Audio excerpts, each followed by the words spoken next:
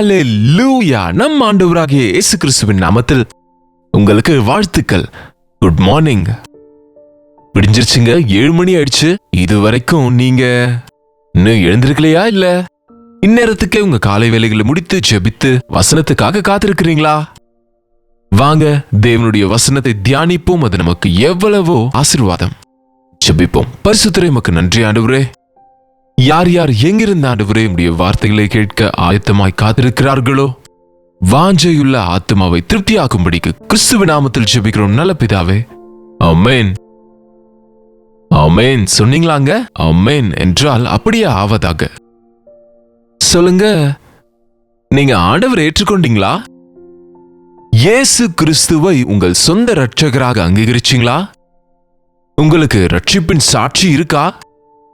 ஒவ்வொரு நாளும் ஜெபிக்கிறோம், வசனத்தை கேட்கிறோம், ஆலயத்துக்கு போகிறோம் என்று சில முறைமைகளின்படியே ஆண்டவரை பின்பற்றுகிறீங்களா? அல்லது ஆவியோடும் சத்தியத்தோடும் அவரை ஆராதிக்கிறீங்களா? சொல்லுங்க. முதல்ல நீங்கள் நம்பின ஆண்டவர் எவ்வளவு பெரியவரோ உங்களுக்கு தெரியுமா? இயேசு கிறிஸ்துவில் இருக்கிற மகத்துவத்தை நம்ம உணரணும்னா முதல்ல அவருடைய பரிசுத்த வேதத்தை வாசிக்க வேண்டும். இரண்டாவது, அவருடைய பிரசன்னத்தில் ஜெபிக்க வேண்டும். மூன்றாவது, அவருடைய பிள்ளைகளின் கூட்டத்திலே நாம் சேர்ந்து வரும்போது தேவன் செய்த ஆச்சரிய அற்புத காரியங்களை குறித்து நாம கேட்கும்போது நம்முடைய விசுவாசம் பெருக்கமடையும். ஒவ்வொரு நாளும் நம்ம சரீரத்துக்கு உணவு எப்படி அவசியமோ, ஒவ்வொரு நாளும் நம்ம ஆவிக்குரிய வாழ்க்கைக்கு விசுவாச பயிற்சிகள், வேத வாசிப்பு, தியானங்கள் அவ்வளவே அவசியம்.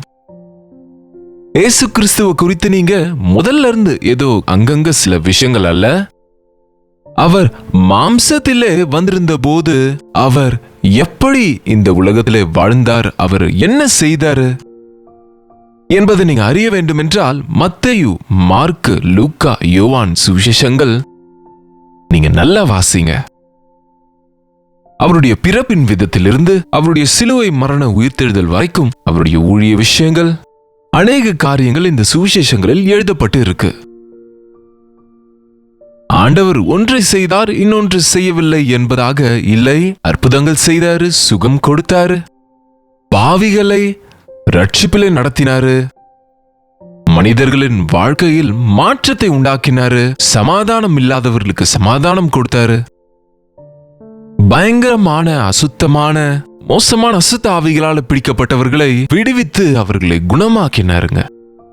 இந்த உலகத்துல சாதாரணமா ஒவ்வொரு மனுஷனும் ஏதோ ஒரு பிரச்சனையில இருக்குதான் செய்யறாங்க.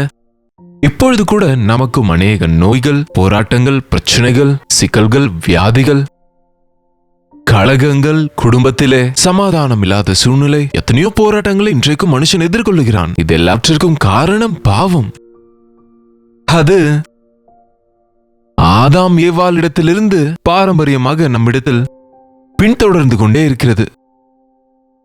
பாவ வித்து நமக்குள் இருக்கிறதுனாலே, பாவ சுபாவம் நமக்குள் இருக்கிறதுனாலே நாம் அதை நம்முடைய சொந்த பலத்தினாலே நம்ம ஜெயிக்க முடியாது. நாம வாழ்கிற உலகம் கூட பாவ உலகமே. சாத்தானின் அதிகாரத்தில் தற்போதைக்கு உலகம் போய்கொண்டிருக்கு. உங்களுக்கு தெரியும்ல, உலகத்தின் அதிபதி சாத்தான். யார் கொடுத்தாங்க? எதற்கு கொடுத்தாங்கன்னா நாம தான் கொடுத்தோம். மனிதனே தன் அதிகாரத்தை சாத்தானுக்கு கொடுத்தான். நியாயமாக தேவன் சாத்தானின் கையில் இருக்கிற அதிகாரத்தை வாங்கிக் கொள்வதற்காகவே அவர் மனிதனாக வந்து சாத்தானை மனிதனாய் இரத்தத்திலும் மாம்சத்திலும் பங்கு கொண்டு அவர் சாத்தானை ஜெயித்து மரணத்தை, பாதாளத்தை ஜெயித்தார். என்ற இயேசுவின் நாமத்திலே பாவ மன்னிப்பு இருக்கிறது. இயேசாண்டவரின் நாமத்தில் நமக்கு வெற்றி இருக்கு. பட் நம்பினவர்களுக்கே அது நடக்கும். நம்பி ஆண்டவரை பின்பற்றுகிறவர்கள் நித்திய நரகத்திலிருந்து நித்திய பரலோக ராஜ்யத்துக்கு, நித்திய ஜீவனுக்கு சுதந்திரவாளிகள் ஆவாங்க. நம்பி ஞானஸ்நானம் பெற்று பழைய வாழ்க்கையை விட்டுவிட்டு கிறிஸ்துவுக்காக புதிய வாழ்க்கை வாழ்கிறவங்க ரட்சிக்கப்படுகிறாங்க. இன்னும் பிசாசையும் அதன் ஆசைகளையும் அதனுடைய தற்காலிகமான உலக சம்பந்தமான இச்சைகளுக்கு, சிற்றின்ப பாவ மோகத்துக்கு உட்பட்டு இந்த உலகமே என்றைக்கும் நினைக்கிறவங்க தங்களை தாங்கள் மோசம் போக்குகிறாங்க, நஷ்டம் போகிறாங்க. இன்னும் சொல்ல போனால் இயேசு ஆண்டவர் இதுவரைக்கும் சாத்தானை ஜெயித்திருந்தாலும் அபிஷியலாக சாத்தானை இன்னும் கட்டவில்லை. அதற்கு காரணம், அவனுக்காக பாதாளம் ஆயத்தப்பட்டிருக்குங்க. அந்த நரகம் அவனுக்காக, நமக்காக அல்ல. பிசாசுக்கும் அவனை பின்பற்றின தூதர்களுக்காகவும் அது செய்யப்பட்டது. ஆத்மாவுக்கு சாவில்லை, ஆகவே ஆன்மாவை அடைத்து வைக்க வேண்டும் அந்த பாதாளத்திலே. நித்திய நரகம் அது. அங்கே அக்கினி அவியாது, புழு சாகாது. அப்படிப்பட்ட பயங்கரமான சூழ்நிலைக்கு அந்த அக்கினி கடலிலே அவனை அடைத்து போட ஆண்டவர் ஆயத்தமா இருக்கிறார். ஆனா இன்னும் எத்தனையோ பேர் இயேசாண்டவர் காண்பித்த அன்பை உணர்ந்து கொள்ளாமல், அவர் சிலுவையின் மீது செய்த காரியத்திலே விசுவாசம் வைக்காமல், அவருடைய நாமத்தில் பாவ மன்னிப்பு இருக்கிறது, நித்திய ஜீவன் உண்டு என்பதை விசுவாசிக்காமல் இன்னமும் சாத்தானின் மயக்கத்தில் பிசாசை பின்பற்றுகிறதுனாலே அவர்களுக்கும் சுவிசேஷத்தின் வெளிச்சம் உண்டாக வேண்டும் என்று அவர்களும் இயேசுவின் நாமத்தில் உள்ள வல்லமையை பெற்றுக்கொள்ள வேண்டும் என்று அவர்களுக்கு கேட்கப்பட வேண்டும் என்று அவர் தாமதிக்கிறார் என்று வேதம் சொல்கிறது. அநேகர் கேட்கிறாங்க, ஆனா விசுவாசிக்கிற விஷயத்தில் பின்வாங்குகிறதுனால இன்னும் நம்ம பூரணமான ரட்சிப்பை பெறாமல் இருக்கிறோம். ஏசாண்டவர் இன்றைக்கு கூட நேற்றும் இன்றும் என்றும் மாறாதவராக இருக்கிறவர். அவர் அன்றைக்கு என்ன செய்தாரோ இன்றைக்கும் கூட அதே அவர் செய்கிறார். அவர் அன்றைக்கு மாம்சத்தில் இருந்ததினாலே சில நேரங்களில் சில இடங்களிலே இருக்க முடிந்தது. ஆனால் இன்றைக்கு ஆவியானவராக உலகம் முழுவதும் எங்கே என்றாலும் அங்கே, இருவர் மூவர் எங்கே அவர் நாமத்தில் கூடுவார்களோ, எங்கே அவர் நாமத்தில் ஜெபிக்கிறார்களோ அவர்கள் ஜெபத்தை கேட்கிறவர், அவர்கள் நடுவே இருப்பவர், அவர்களுக்கு சுகத்தை உண்டாக்குகிறவர். நம்புங்க. மத்தேயுவின் சுவிசேஷம் 4ஆம் அதிகாரம் 23வது வசனத்திலே எப்படி இருக்கு பாருங்க. இயேசு அவர்களுடைய ஜெப ஆலயங்களில் உபதேசித்து ராஜ்யத்தின் சுவிசேஷத்தை பிரசங்கித்து, இன்றைக்கு நாங்க செய்யறது இதுதாங்க. இயேசு கிறிஸ்து எங்களுக்கு ஒப்பு கொடுத்தாரு. நான் போதித்த போதனையை நீங்கள் திரும்ப நினைவுபடுத்துங்கள். நீங்கள் மக்களுக்கு பரலோக ராஜ்யத்தை குறித்து சொல்லுங்கள். நீங்க டிவி ஆன் செய்தால், நியூஸ் சேனல் வைத்தால், எந்த மாநிலத்தில் என்ன நடக்குது, எந்த ஊர்ல என்ன நடக்குது, எப்படி இருக்கிறது, தேசத்தின் வளர்ச்சி எப்படி இருக்கிறது, எங்க எந்த கஷ்டம் நஷ்டம், புயல் வெள்ளம் வருகிறது என்ற விஷயங்களை நம்ம கேட்கிறோம். ஆனால் பரலோகத்தின் காரியங்களை நம்ம கேட்க மாட்டோம்ல. பரலோக ராஜ்யத்தை குறித்த, அதற்குள் எப்படி பிரவேசிக்கணும், அது எப்படி இருக்கும், எங்க இருக்கும் என்று விஷயங்கள் எப்போவாவது நீங்க இந்த உலகத்தின் செய்திகள்ல கேட்டிருக்கிறீங்களா? பரிசுத்த வேதம் இதை போதிக்கிறது.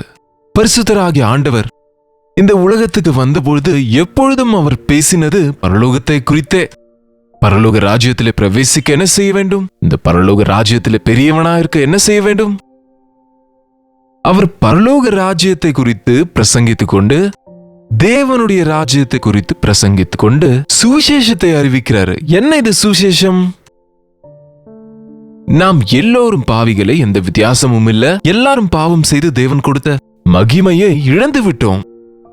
மனிதன் பாவி, பாவத்தினால் வருகிற சம்பளம் மரணம்.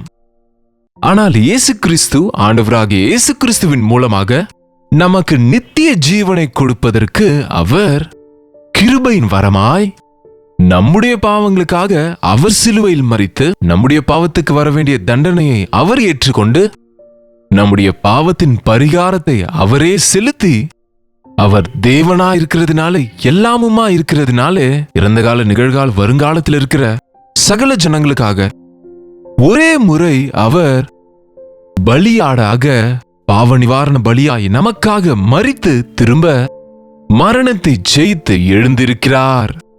ஆகவே இன்றைக்கு அவரே நமக்கு ஆதாரமா இருக்கிறாரு, நம்மை மன்னிக்கிறவரா இருக்கிறாரு, நம்மை விடுவிக்க கூடியவராக இருக்கிறாரு, நம்மை சுகப்படுத்தக்கூடியவரா இருக்கிறாரு, நம்மை தம்முடைய ராஜ்யத்தின் வாரிசுகளாக செய்கிறாரு என்ற இலவசமான ரட்சிப்பு. இயேசு கிறிஸ்துவை நம்பிக்கொள்ள பரலோக ராஜ்யம் செல்ல டிக்கெட் புக் செய்ய அவசியம் இல்ல, பணம் செலுத்த அவசியம் இல்ல, தான தர்மங்கள் செய்ய அவசியம் இல்ல. நீங்கள் எந்த கிரியையின் மூலமும் அல்ல, கிருபையின் மூலமே ரட்சிக்கப்படுகிறோம். இயேசுவின் நாமத்தில் ரட்சிப்பு உண்டு. கிறிஸ்துவின் ரத்தத்தில் நம் பாவங்கள் கழுவப்படுகிறது. நாம் பாவ மன்னிப்பை பெற்றுக் கொள்கிறோம் என்ற சுவிசேஷத்தை அறிவிக்கிறோம்.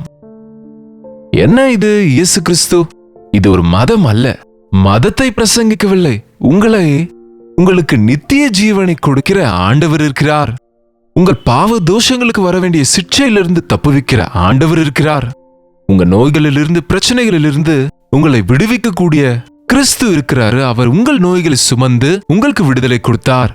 பாவங்களை மன்னிக்க அவருக்கு மட்டுமே அதிகாரம் இருக்கிறது. நானே வழியும் சத்தியமும் ஜீவனும் என்று சொன்னார். என்னை அன்றி யாரும் பிதாவின் இடத்தில் பரலோகத்திற்கு போக முடியாது என்ற ஆண்டவரை, அவருடைய அன்பை, அவருடைய மகத்துவத்தை, எவ்வளவு பாவியையும் மன்னிக்கக்கூடிய எத்தனை பாவங்களானாலும் அவருடைய ரத்தம் கழுவும் என்கிற சுவிசேஷத்தை அறிவிக்கிறோம். நம்பினால் நன்மை பெறுவீங்க. உங்க பாவத்திலிருந்து விடுதலை பெற இதைவிட சுலபமான வழி எங்கேயாவது இருக்கிறதா? உங்கள் பாடுகளிலிருந்து, உங்க தீங்கிலிருந்து, வியாதியிலிருந்து குணப்படுவதற்கு இலவசமா இயேசுவின் நாமத்திலே பெறுகிற இந்த பெரிய ரட்சிப்பை தவிர வேற ஏதாவது இருக்கிறதா? இல்லை. பரலோக ராஜ்யத்தின் சுவிசேஷத்தை பிரசங்கித்து ஜனங்களுக்கு உண்டாயிருந்த சகல வியாதிகளையும் சகல நோய்களையும் சொஸ்தமாக்கினார். இப்படியாக கலிலேயா எங்கும் சுற்றி நடந்தார்.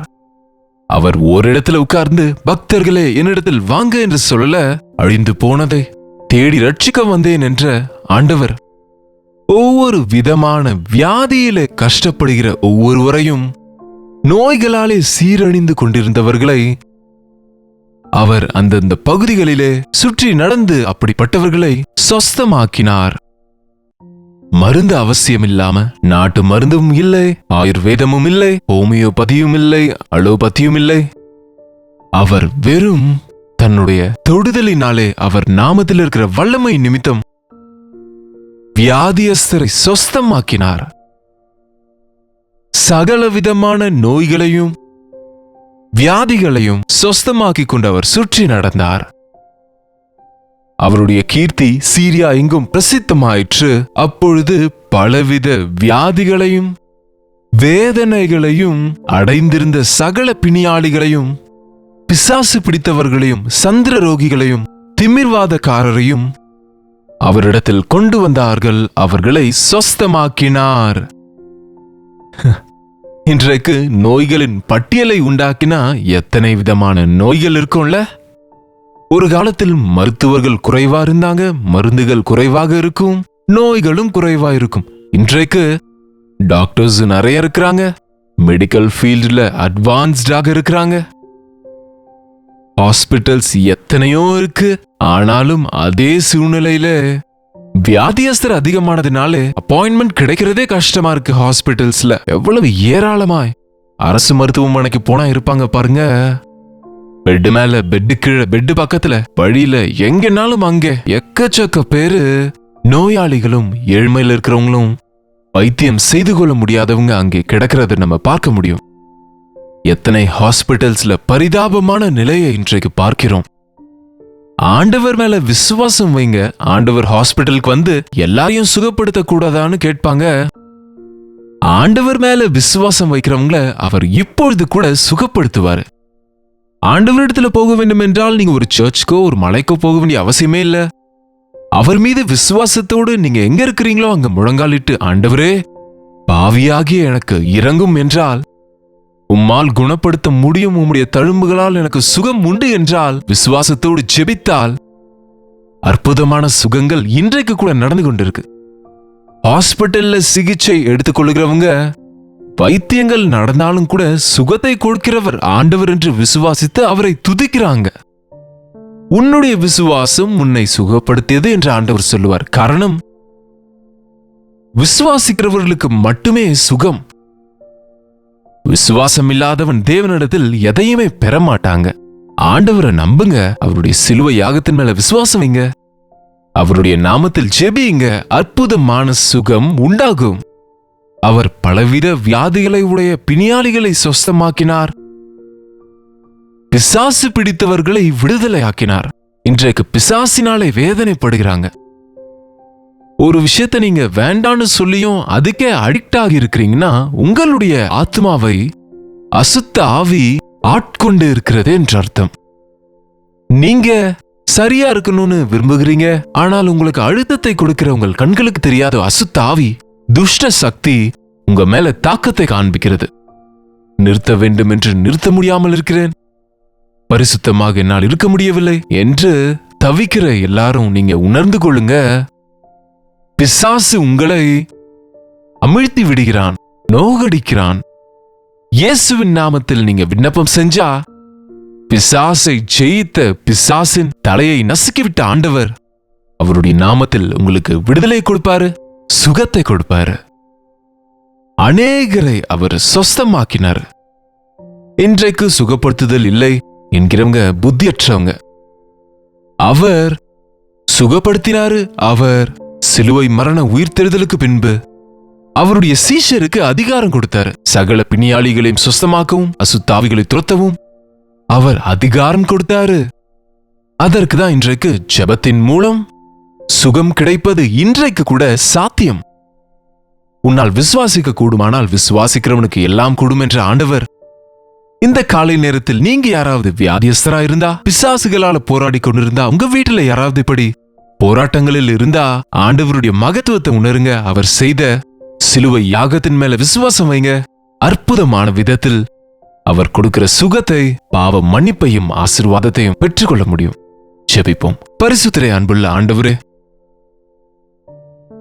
இந்த காலை நேரத்தில் யார் யார் வியாதியோடு இந்த வார்த்தைகள் கேட்கிறார்களோ, என் வார்த்தையை அனுப்பி அவர்களை குணப்படுத்துவேன் என்ற வார்த்தையின்படியாக அவர்கள் விசுவாசிக்கையிலே இப்பொழுதே எங்கெங்கே எப்படிப்பட்ட மோசமான, எப்படிப்பட்ட சீரியஸ் டிசீசஸோடு வேதனைப்படுகிறாங்களோ, பக்கவாதத்தோடு படுக்கையில் இருக்கிறாங்களோ, ஜுரத்தினாலே கஷ்டப்படுகிறார்களோ, நீர் அன்றைக்கு பேதுருவின் மாமியை தொட்டவுடனே ஜுரம் விட்டது போல சுவிசேஷத்தின் சத்தியத்தின் மூலம் இதோ கேட்கிறவர்கள் எங்கெங்க இருந்தாலும் உம்முடைய காயப்பட்ட கரத்தை நீட்டி நீர் என்றும் உயிரோடு இருக்கிறீர் என்று, சுகப்படுத்துகிறீர் என்று, அற்புதங்கள் செய்கிறவர் என்று அவர்கள் உம்மீது இன்னும் விசுவாசம் வைக்க, உம்முடைய சாட்சிகளாக வாழ, வியாதிகளோடும் பலவீனங்களோடும் வேதனைகளோடும் பிரச்சனைகளோடும் பலவித அசுத்த ஆவிகளாலே கஷ்டப்பட்டு கொண்டிருக்கிற ஒவ்வொருவரையும் நசரேயனாகிய இயேசு கிறிஸ்துவின் நாமத்திலே விடுதலை செய்கிறோம். ஆண்டவரே,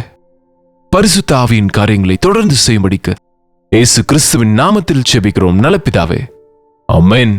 நம் பிதாவாகிய தேவனுடைய அன்பும் குமாரனாகிய இயேசு கிறிஸ்துவின் கிருபையும் பரிசுத்த ஆவியானவருடைய அந்யோன்யமும் ஐக்கியமும் கூடியவதற்கிற நம் அனைவருக்கும் இப்பொழுதும் சதா காலமும் துணையாயிருப்பதாக. ஆமென். ஆமாங்க, உங்களுக்காக நாங்க ஜெபிக்கிறோம். அநேகர் உங்க வியாதிகளை குறித்து எங்களுக்கு தெரியப்படுத்துகிறீங்க. அவைகளை ஆண்டவருக்கு முன்பு வைத்து நாங்க உபவாச ஜெபத்தில் ஜெபிக்கிறோம். உங்களில் அநேகரும் கூட எந்த விதத்தில் நீங்க சுகத்தை பெற்றுக் கொள்ளுகிறீங்கன்னு, அற்புதங்கள் பாக்குறீங்கன்னு சாட்சிகளும் பிரைஸ் ரிப்போர்ட்ஸ் அனுப்புகிறீங்க.